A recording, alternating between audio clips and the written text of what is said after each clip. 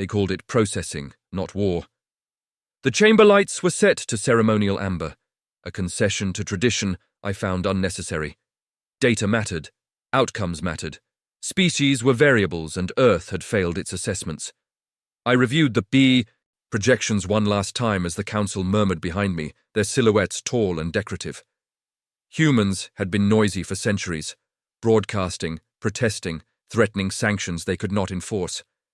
Emotional species always mistook volume for leverage. Earth's fleet inventory was pitiful by modern standards, kinetics, chemical propellants, armor instead of elegance. Their military doctrine still romanticized sacrifice. I signed the order because it was efficient, because precedent demanded it, because letting a developing species believe it could defy us invited instability. The strike package required 214 vessels, not even a full wing. Energy lances calibrated for atmospheric bleed-through. Estimated planetary neutralization time, 43 minutes. Civilian loss projections were high, but irrelevant. The term was processing. The galaxy understood that word. I authorized the operation at 0914 station time. No speeches followed. None were needed. Earth was not an enemy. It was a correction. Our observers reported the expected reactions. Confusion at first, then panic. Their orbital defenses fired wildly, scattering thermal signatures like sparks. Human transmissions flooded open. Bans, pleas, accusations, incoherent demands for explanation. I muted the channel. Emotion was not evidence. The first Lance strike collapsed 3 population centers. The planet's biosphere ignited in controlled cascades. Tectonic shock rippled cleanly. Within 18 minutes, Earth's oceans began to boil at the margins. The numbers aligned almost perfectly with our models. Efficient, clean. Record the outcome, I instructed. Mark the species as processed. A junior analyst hesitated. She always did. There's increased traffic, she said. Outbound. Not evacuation, it's signal noise, I said. They like to shout when dying. Still, I glanced at the auxiliary display. Long-range sensors showed launches from distant systems. Hundreds at first, then thousands. Cargo hulls, industrial frames. Old military tonnage dragged from mothballs. Laughable. Humans had always misunderstood scale. They thought courage multiplied mass. They believed desperation substituted for infrastructure. Even if every ship they owned was spaceworthy, it would not matter. Our frontier patrols outnumbered them 10-1. I allowed myself a moment of indulgence and dictated the after-action note in advance. Earth neutralized. No retaliation anticipated. Recommend information dampening to prevent mythologizing. A clean ending mattered. Then the numbers kept climbing. The traffic was not panicked. It was ordered. Vector consistent. Grouped into formations that suggested rehearsal, not improvisation. Acceleration curves plotted at levels that would pulp unconditioned crews. 12G, 13, 14. I frowned and expanded the scope. 900,000 hulls resolved on the tactical map, emerging from slipspace in disciplined silence. The room went very still. Reclassify, I said. Those cannot be warships. The analyst replied. Her voice was steady now. Frontline signatures, heavy armor, kinetic apertures. I felt irritation, not fear. Fear was for species who had something to lose. This was posturing. A funeral march staged for dignity. One of the counselors laughed softly. Relics, he said. They bring knives to a stellar fire. On my console, a human fleet marker blinked closer. Then another. Then a wall of them, advancing at synchronized intervals, losses already accounted for. I ended the review and closed the chamber feed. Prepare a response, I said. Minimal force. We will teach them the cost of sentiment. The galaxy would forget Earth within a cycle. That was the plan. It always was. Silence followed destruction like an unanswered question. The Empire spoke first, as protocol demanded. Within 27 minutes of Earth's confirmation loss, a formal transmission was drafted, encoded, translated into 143 recognized tongues, and broadcast across the nearest human-controlled relays. The language was precise. Earth had been processed for violations. Further resistance would invite the same correction. Compliance would be noted. Survival was possible. The Council expected noise in return. Rage, grief. Threats shouted into open bands. That was how lesser species coped, with volume, with spectacle, with defiance, meant to be witnessed even as it failed. Humanity sent nothing, no denial, no plea, no accusation. The silence lasted 6 hours. Imperial analysts classified it as shock, paralysis. Historical models supported the conclusion. When a homeworld died, most species fractured internally before they ever coordinated externally. Civil collapse preceded military response in 91% of recorded cases. The humans were simply processing loss, the same way they processed everything else, badly. A second transmission followed, this one shorter. Terms were offered. Human fleets were ordered to stand down. Any mass mobilization would be interpreted as hostile escalation. The Empire would respond proportionally, still nothing. On the tactical displays, however, the counters began to move. Shipyards once dismissed as obsolete lit up across dozens of systems. Industrial platforms shifted from civilian output to military fabrication within minutes. Long dormant slip-space lanes activated in synchronized bursts, their wake signatures overlapping with unnerving regularity. The numbers were large, but not alarming. Not yet, a frontier marshal scoffed openly during the briefing. "They're scraping hulls from museums," he said. "Industrial frames with guns bolted on. It's theater." Performative grief. That assessment held for the first 200,000 hulls. Old designs, mixed tonnage, uneven thermal profiles. Exactly what desperation looked like when it tried to mimic resolve. Then the formations stabilized. Human ships did not drift or cluster. They aligned, distances locked, velocity curves matched. Across entire task groups, correcting in microbursts too precise for ad hoc command. The mobilization was not chaotic, it was scheduled. The silence stretched to 12 hours. A third Imperial message was prepared but never sent. New data had priority. Acceleration readings exceeded safety norms. Human crews were sustaining 10G, then 11G without deviation. Medical projections suggested fatality rates that never arrived. Either their crews were dying by the thousands, or they had trained for this. One possibility was dismissed as absurd. "Numbers alone don't make a threat," the Marshal insisted. "They can't supply that mass, they can't coordinate it. They can't fight us." On the map, a human logistics spine resolved behind the advancing fleets, tankers, fabricators, mobile docks, 3 layers deep, redundancy stacked on redundancy, no message, no warning. No demand, just motion. A junior clerk finally asked the question none of them wanted to voice. "What if this isn't posturing?" The room answered with silence. Then a line of text appeared on the shared display, not transmitted outward, but logged internally as a systems note. An automated human beacon, passive and unaddressed, had crossed into Imperial sensor range.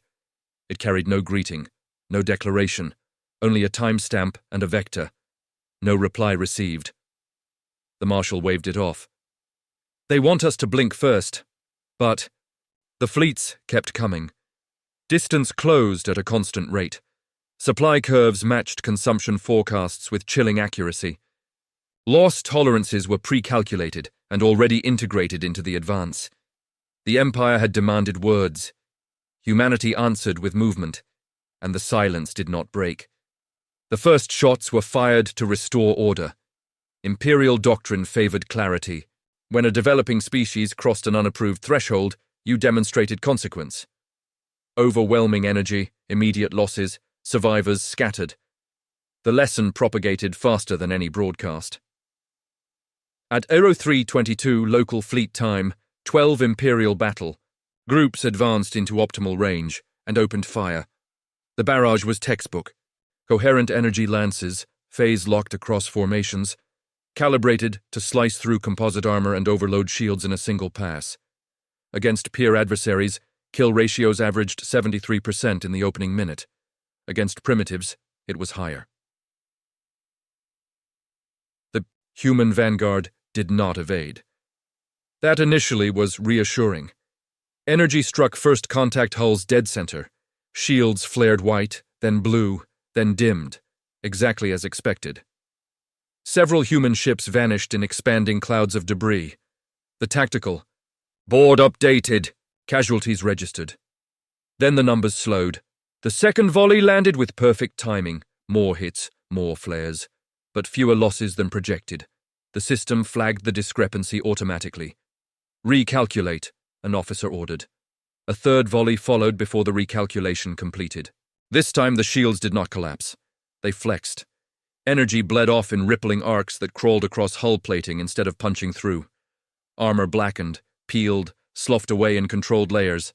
Ablation. Primitive in theory, inefficient by modern standards. It should have failed catastrophically. It didn't.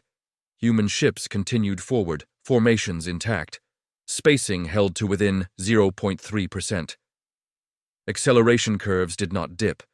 Damaged vessels fell back exactly as planned, sliding into pre-assigned gaps, while reserve hulls took their place without breaking the line.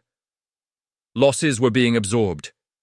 "Kill ratios?" the fleet commander asked. "Revised estimate," came the reply. 9%. That was impossible. Imperial weapons were not designed for attrition. They were designed to end battles before attrition mattered. Energy warfare assumed enemies who valued individual hulls, crews, symbols. It assumed hesitation after the first shock. The humans did not hesitate. Fourth and fifth volleys struck deeper into the formations. Some human ships broke apart under sustained fire. Internal detonations rippled outward. Debris fields expanded. The line closed anyway. Sensors adjusted, probing for weaknesses. Shield harmonics shifted in response almost immediately, as if the humans had anticipated the analysis. Energy frequencies that should have bypassed defenses instead dispersed harmlessly, redirected by layers the Empire had not bothered to model because no one else used them anymore. "Who designs ships like this?" someone muttered. Another officer answered without looking up. "Someone who expects to be hit." By the 6th minute, the firing cadence began to falter. Heat saturation built in Imperial emitters. Cooldown cycles lengthened. Power curves dipped. Below optimal thresholds, human weapons remained silent. That, more than anything, unsettled the bridge. "They're closing to kinetic range," an analyst said. "At this speed, contact in 2 minutes, 40 seconds.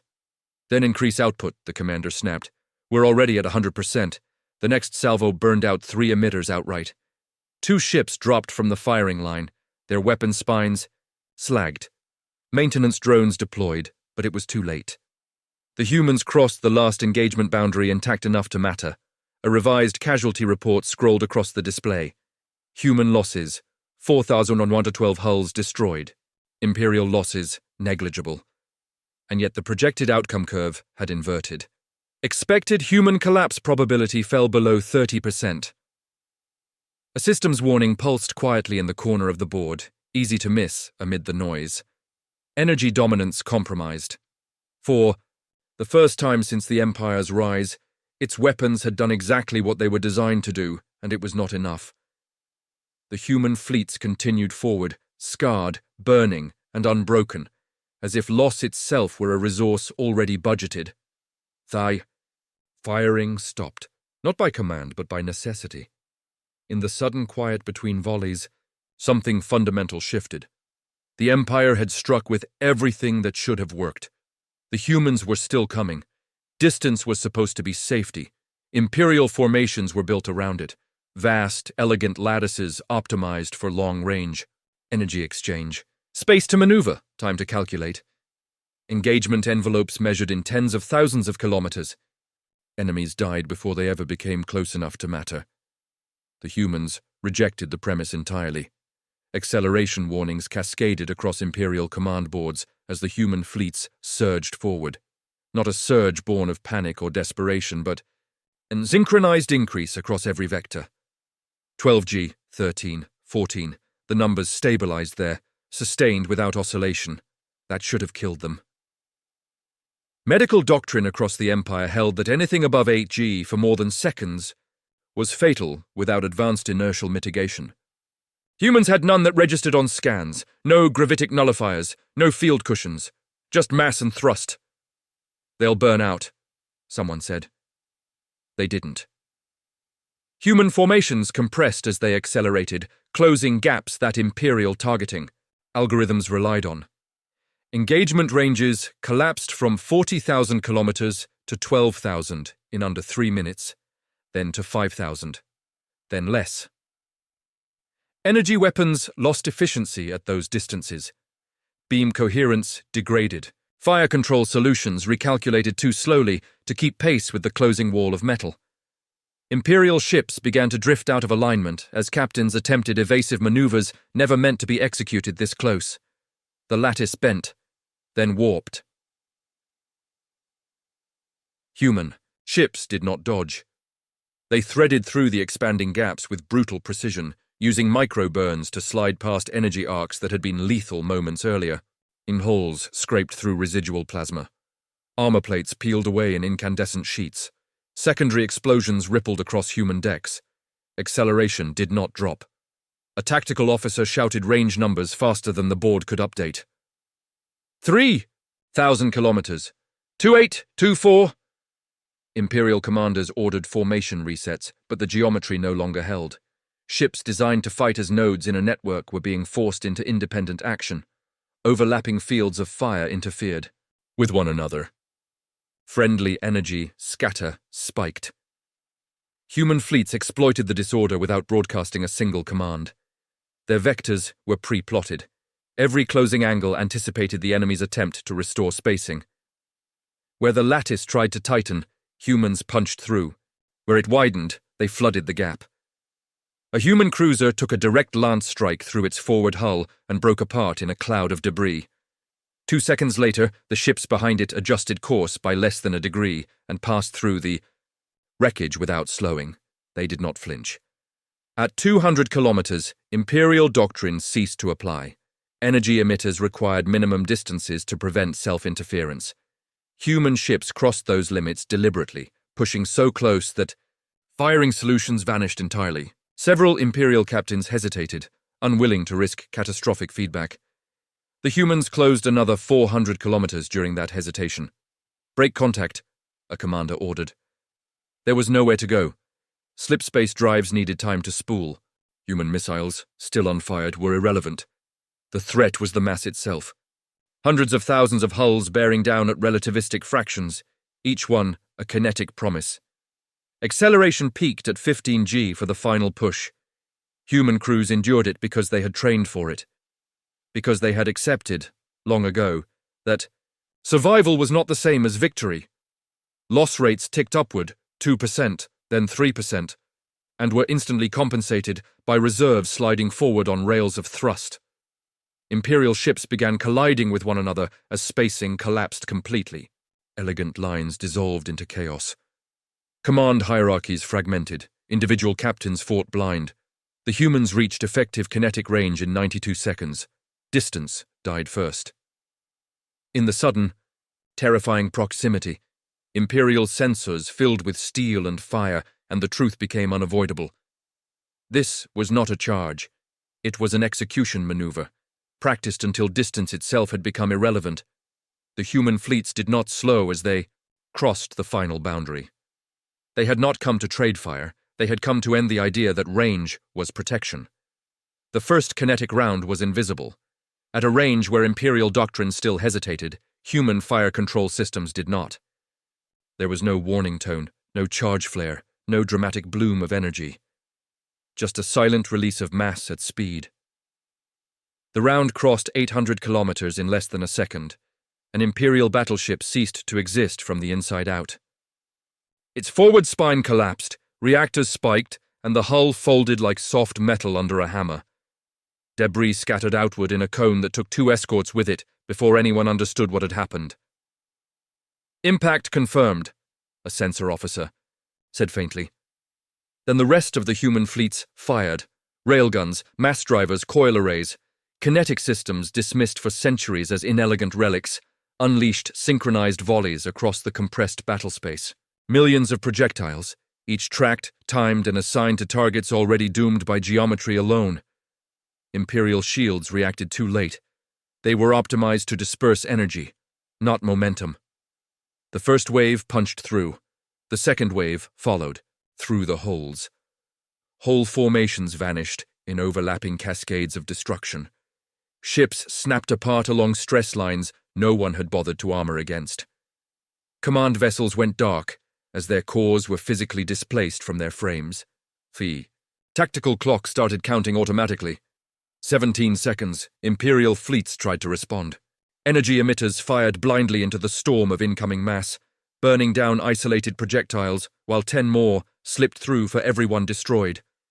Defensive drones were shredded on launch. Point defense grids saturated and failed. Human. Targeting adapted in real time. Misses were reassigned, overkills were minimized. Fire shifted seamlessly from hulls to propulsion clusters to command nodes, ensuring nothing remained functional long enough to organize a retreat. A senior commander screamed orders that never reached his ships. His flagship took a tungsten slug through the bridge and kept drifting, empty, until a follow-up round erased it entirely. 17 seconds. That was all it took for the first Imperial battle group to die. The second followed 3 seconds later. Human fleets did not cheer. They did not broadcast victory. Their formations did not even change shape. They advanced through the wreckage, firing again with the same measured cadence, as if the annihilation ahead of them were simply another scheduled task. Casualty reports lagged behind reality. By the time Imperial systems confirmed the loss of 42 capital ships, another 19 were already gone. Debris fields expanded so rapidly, they began interfering with sensor resolution, forcing commanders to rely on extrapolation rather than observation. Human. Losses registered concurrently. Ships destroyed by lucky energy hits. Hulls torn apart by secondary explosions. Crews lost when armor finally gave way. The numbers barely changed the advance. Reserves flowed forward automatically, slotting into positions vacated by the dead. Ammunition expenditure matched projections to within 1.6%. Heat dissipation curves remained nominal. This was not fury. This was execution at scale. An Imperial cruiser attempted to ram, desperate to turn mass against mass. It was perforated mid-burn by a spread of hypervelocity, darts that reduced it to fragments before it crossed half the distance. A human ship broke formation to retrieve an escape pod, drifting amid the chaos. Tractor beams latched on. The ship resumed its place in line without comment. They take prisoners. That realization spread faster than panic. The time the firing ceased, there was nothing left to shoot. 3 Imperial fleets, over 67,000 ships, had been erased or rendered inert. The battle space fell silent except for the slow expansion of debris and the muted signals of life support systems failing in crippled hulls. The clock stopped at 29 seconds. Human weapons powered down, barrels cooled, magazines cycled. Single calm transmission went out on an open band, directed at no one in particular and everyone at once. Ceasefire achieved. Secure the field. No threat. No boast. Imperial survivors floated amid the wreckage, stunned by the speed of their own defeat. They had expected a battle. They had prepared for resistance. They had not prepared for being deleted from the order of battle before fear could even finish forming. The human fleets reoriented as one, engines burning steady and bright. 17 seconds had been enough. There was much more to do. The galaxy expected escalation. What it received was restraint. Within 11 minutes of the last kinetic impact, human fleets shifted posture.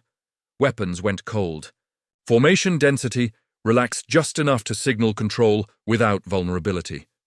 Sensor focus widened outward, no longer hunting for targets, but mapping space for survivors.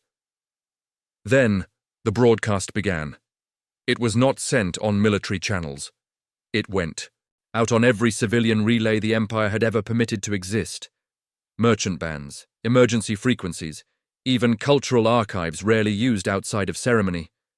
The message repeated every 90 seconds, translated automatically, stripped of idiom and threat.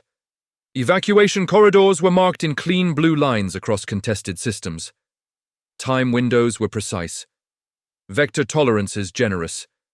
Human ships repositioned to hold those lanes open, absorbing stray fire without returning it. Imperial commanders struggled to understand what they were seeing. Human fleets bypassed population centers entirely. They flew past cities hanging in orbit, past habitats dense with millions, past worlds that had never fired a weapon. Targeting solutions existed. Imperial analysts could see that, but they were deliberately ignored. A border governor transmitted a panicked inquiry. "Are they sparing us to negotiate?" The reply came not from a human diplomat, but from the data itself. Every human strike since the first engagement had been against military hulls, command relays, logistics spines, and weapons platforms. 0 confirmed civilian targets. 0 orbital bombardments. 0 atmospheric penetrations. The pattern was unmistakable. "They're not conquering," an analyst said quietly. "They're sentencing." A second broadcast followed, this one narrower but impossible to misinterpret. A human emblem appeared, simple, unadorned, over a field of stars scarred by debris. "Earth was destroyed without warning," the message said. The voice was calm, flat, unemotional. "This campaign exists to answer that action. Military assets are lawful targets, civilians are not. Evacuation corridors will remain open for 6 hours. There was no appeal, no demand for surrender, no ultimatum, just a statement of scope." Across the galaxy, neutral systems began recording the transmission compulsively. Some replayed it on loop, others archived it immediately, labeling it under first contact jurisprudence. Philosophers would later argue whether it qualified as a declaration of war. Most listeners understood something simpler. This was not rage. Human. Fleets enforced the corridors as strictly as they announced them. When an Imperial patrol attempted to hide among civilian traffic, it was isolated, disabled, and boarded. Survivors were detained, treated, and removed. The civilian convoy passed unharmed. A human destroyer took a glancing energy hit while shielding a refugee ark. It did not return fire. It stayed in place until the last transport cleared the zone, then rotated out and ceded position to a reserve hull. No civilian targets. That line appeared on more than one screen. Imperial propaganda channels collapsed within the hour. Claims of human barbarism were contradicted by live feeds of evacuation lanes held open by the very fleets accused of genocide. Panic spread not among civilians, but among officials who realized their usual narratives no longer worked. Human losses continued to mount. 3% fleet attrition by the end of the first day, but operational tempo did not change. Reserves flowed, timetables held. Punitive strikes resumed only after corridors closed and warnings repeated 3 times. When a civilian station failed to evacuate fully within the window, humans extended it by 14 minutes rather than fire. That decision was logged. Across the rim, observers began recalculating threat models. Species that had once dismissed humanity as volatile revised their assessments downward in one category and sharply upward in another. Self-control. The message spread faster than any fleet movement. Earth had been erased. Humanity had answered.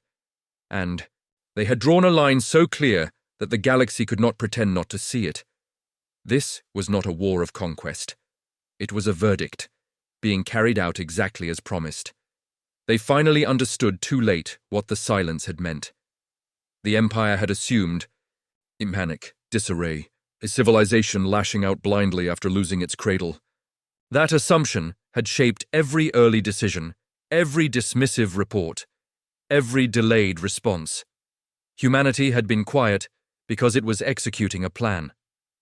The revelation came not from captured officers or decoded transmissions, but from logistics, data no one had thought to hide. As Imperial analysts dug deeper, desperate now, thorough now, they began to see the architecture behind the advance. Human shipyards had not surged into activity after Earth died. They had been warm already. Across 37 systems, industrial frames once registered as civilian infrastructure revealed military conversion capability baked into their cores. Slip rings designed for cargo rotated to accept spinal rail assemblies. Habitat forges reconfigured into armor foundries in under 90 minutes. Power grids rerouted automatically, without central command. Redundancy layered on redundancy. Destroy 1 yard, 3 more compensated. Disrupt 1 supply line, 5 alternates lit up. Human logistics did not hinge on efficiency alone. They hinged on survivability under attack. They planned for this, an Imperial quartermaster said, staring at the feed. Not this war. War itself. That was the first mistake the galaxy had made about humans, assuming preparation required certainty. Captured. Edata cores from a disabled human cruiser confirmed it. Contingency files dated back decades, scenario trees branching endlessly. Homeworld loss, multi-front wars, asymmetric retaliation, extinction-level events. Each branch carried timelines, thresholds, acceptable losses. One file header circulated, among analysts in stunned silence. Earth loss, acceptable. It did not mean indifference, it meant readiness. Human crews rotated through combat at a pace no other species tolerated. Psychological conditioning protocols emphasized function over survival, cohesion over individual heroics. Crews trained to operate while adjacent compartments vented to vacuum. Officers drilled command succession until it was reflex, not ritual. Imperial doctrine taught preservation of command. Human doctrine taught continuity of action. When a bridge died, the ship did not hesitate. Control passed in 0.8 seconds on average. When a ship died, the formation closed and advanced. When a fleet died, reserves filled the vector and the timetable did not change. Loss was not a shock. It was a variable. A captured human petty officer, questioned aboard a hospital station, explained it without emotion. We don't train to win. Battles, he said. We train so losing doesn't stop us. They budgeted for grief. That line appeared in more than one internal report. The coalition twist followed quickly. Humanity had not come alone, not in the way the Empire understood alliances.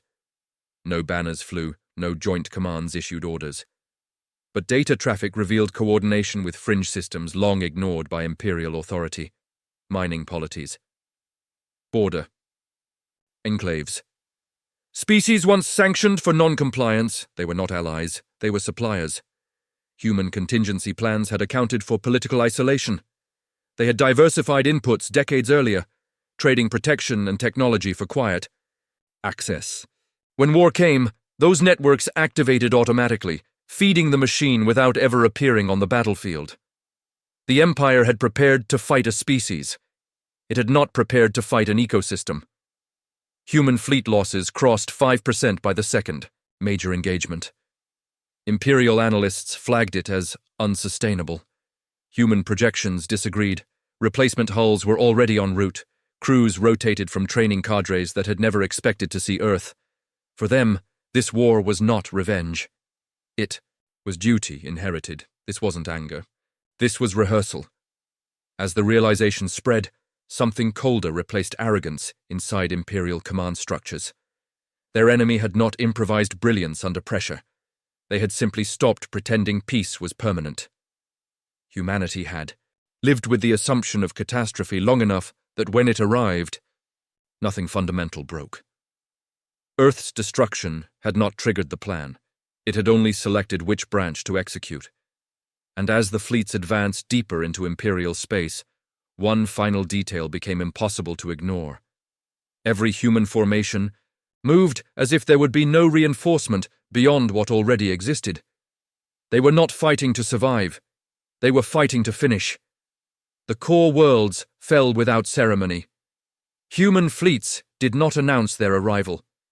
They emerged on pre-computed vectors at the edges of each system, synchronized to the second, as if distance itself had been reduced to a scheduling problem. By the time local authorities detected mass signatures, targeting solutions were already obsolete. System 1 collapsed in 14 minutes. Military stations died first. Orbital yards followed. Command relays were severed with surgical precision, their backups destroyed 6 seconds later to prevent reroute. Civilian traffic was diverted automatically into evacuation corridors that had been mapped days earlier. Though the population had only just learned it was at war, Imperial news networks never finished their first alert. Human fleets moved on. System 2 lasted longer, 21 minutes, only because its defense grid was denser. It did not matter. Kinetic.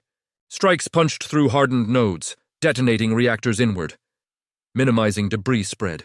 Casualty counters ticked up in clean increments. 3,200 military dead, 11,400 captured. Civilian losses, 0. The numbers were not estimates.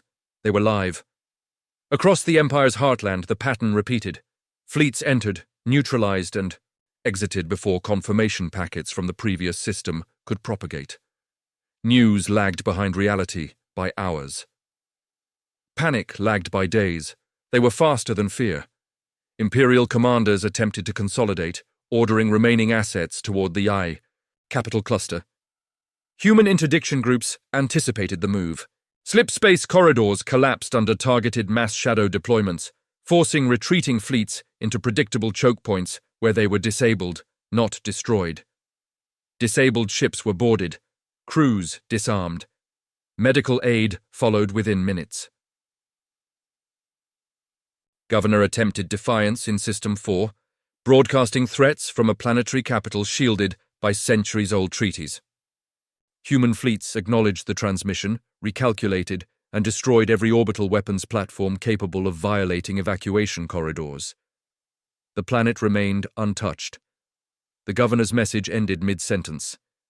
By the time System 7 fell, Imperial casualty reports had become meaningless. Command nodes no longer existed to aggregate them. Human tallies continued regardless, annotated and time-stamped. 11 core systems neutralized in 9 hours, 43 minutes. Total Imperial military losses: 2.1 million personnel killed, 4.8 million T-sect captured. Human losses: 71,000 ships destroyed, civilian fatalities 312, mostly from evacuation failures and pre-existing conditions. The disparity did not go unnoticed. Observers across the galaxy recorded the campaign with a mixture of awe and dread. No species had ever dismantled a hegemon so completely without resorting to annihilation. Human fleets demonstrated dominance, not by how much they destroyed, but by how little they chose to. Precision is a form of mercy. That phrase circulated, among analysts unattributed. In the capital system itself, the final defenses attempted a symbolic stand. Ancient monuments floated alongside weapon platforms, a visual reminder of the Empire's age and supposed inevitability. Human fleets split cleanly around the cultural structures, threading fire through gaps measured in meters. The battle ended in 31 seconds. The capital's orbital ring went dark. Its fleets drifted powerless. Emergency lights flickered on across a civilization that had believed itself untouchable. Human ships did not descend. Instead, a broadcast pinged every receiver still functioning. Core neutralization complete. Cease hostilities. Evacuation corridors remain open for 4 hours. No demand for surrender, no declaration of victory. Imperial citizens watched from behind shattered windows as alien warships held position, engines idling, weapons cold. Some expected bombardment that never came. Others expected occupation troops that did not land. The silence was worse. Across the galaxy, secondary powers recalculated timelines. Treaties were reviewed. Dormant defense protocols stirred. Humanity had crossed a threshold that could not be uncrossed. Not by brutality, but by capability demonstrated beyond dispute. The Empire had been dismantled system by system, faster than it could understand its own defeat. And the human fleets did not slow. As the last core world stabilized under enforced ceasefire, long-range sensors detected the next phase already in motion. Task groups peeled away from the main advance, vectors angling outward toward the rim. The core was finished. What lay beyond it had always been the real objective. Defeat did not end the fighting. It ended the killing. Human fleets held their positions around the broken core systems, engines steady, weapons powered but idle. Boarding actions replaced bombardments. Medical ships followed close behind, their bays filling with wounded Imperial personnel who had expected execution and received treatment instead. Prisoners were catalogued, not paraded, names recorded, ranks verified, wounds stabilized. No interrogations conducted in the first 24 hours. That restraint confused the survivors more than violence ever had. Imperial admirals were extracted from disabled flagships under guard and transported to neutral stations established specifically for surrender processing. The facilities were austere, functional, transparent, every action logged. On the second day, the announcement went out. Humanity would convene tribunals, not show trials. Not summary justice. Lawful proceedings grounded in evidence already compiled. The list of charges was precise: unauthorized planetary annihilation, civilian targeting, abuse of proxy forces, suppression of evacuation corridors. Each charge linked to timestamps, sensor records, and command authorizations. The data was overwhelming. Surviving Imperial leaders were confronted with it in silence. No accusations were spoken aloud. They were simply shown the record, every order, every signature, every consequence traced forward in clean, unavoidable lines. Some denied responsibility. Those denials were disproven in seconds. Others attempted bargaining, technology, territory, access to ancient archives. Human representatives declined without emotion. "This is not a negotiation," one said. "It's an accounting." Surrender terms were issued system-wide. Military personnel who laid down arms within 72 hours would be detained as prisoners of war, guaranteed medical care, and subject to trial only if evidence warranted it. Those who resisted would be disabled and captured by force. No summary executions would be conducted. Civilians were not addressed. They did not need to be. Compliance rates exceeded projections within the first day. Entire fleets powered down voluntarily. Commanders transmitted surrender codes, unprompted, desperate to preserve what little remained of their legitimacy. One Imperial minister attempted escape through an uncharted corridor. His vessel was intercepted, disabled with a single kinetic strike to the drive cone, and boarded. He was recovered alive, screaming about immunity. He was logged as detainee 404-203. No one was above the record. Across the former empire, news of the tribunals spread faster than fear. The idea that conquerors would stop to judge, rather than erase, fractured centuries of cultural conditioning. Populations that had expected annihilation watched their leaders taken away in restraints, alive, exposed. Human losses were still being tallied. The numbers were stark: tens of thousands of ships, millions of dead. Earth itself remained a ruin that could not be undone. The tribunals did not promise restoration, they promised truth. In a final address, transmitted once and never repeated, a human legal officer spoke plainly. Earth is not bargaining capital. This process exists to ensure it does not happen again. Compliance will be enforced. Justice will be recorded. No threats followed, no victory speech. As the first hearings began, human fleets gradually repositioned. Some withdrew to holding patterns. Others remained, silent sentinels over systems still reeling from the realization that mercy had limits and law had teeth. The empire was gone. What replaced it would not be decided by force alone. And that, perhaps, was the most unsettling outcome of all.